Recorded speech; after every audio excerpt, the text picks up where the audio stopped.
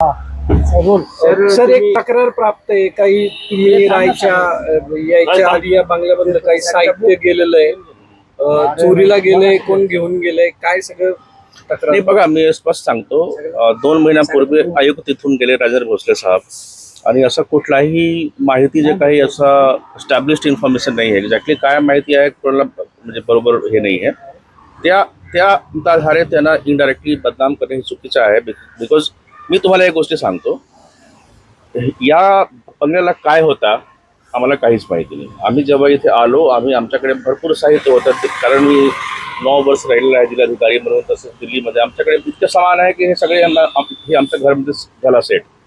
थोडाफार काही आवश्यकताप्रमाणे किचनचं काम, काही हॉलचं काम आम्ही करून घेतलं. माझं काय म्हणणं आहे की जर सामान इथून निघून गेला असेल तर कुठे गेला त्याचं कुणालाही काही माहीत नाही. शेवटी याच्यामध्ये जबाबदार जे आहे आपले भवन विभागचे जे काही अभियंता ज्यांच्यावर देखरेखची जबाबदारी ते जबाबदार आहेत.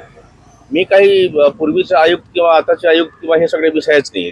ज्या माणसावर या भवनाची जबाबदारी आहे त्याच्या मेंटेनन्सची, त्यांना सांगायला पाहिजे ना की आपण किती सामान आणले होते, त्याचं रेकॉर्ड कुठे आहे, ते कुठे गेला, हाच विषय आहे. आणि त्याच्या चौकशी मी करतो आता बरोबर. सीसीटीव्ही पण आपल्या इथे लागले, मग त्याच्यामध्ये ते नाही ठीक आहे ना, मी त्याच्या एक चौकशी करून नक्कीच माहिती देतो. पण विद्युत विभागाने जे आहे ते इतर साहित्य आणि इतर साहित्यासाठी 20 लाखाची निविदाची प्रक्रिया सुरू केली. निविदाची प्रक्रिया असं साहित्य नवीन ऐका ना, नवीन आता मी जेव्हा जॉईन झालो असा कुठलाही असा सामान घेतला नाही ज्यासाठी निविदाची गरज आहे. आणि 20 लाखचा निविदा ते मी विचारतो नेमके काय त्यांनी 20 लाखचं सामान घेतला.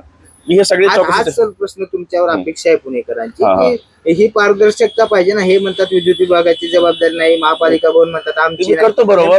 बघा कसं आहे इथे आपल्या प्रशासकीय कामकाजमध्ये बरेच ठिकाणी प्रॉब्लेम्स आहे. हा पण एक नवीनच प्रॉब्लेम समोर आला, ते मी करतो बरोबर. थँक्यू.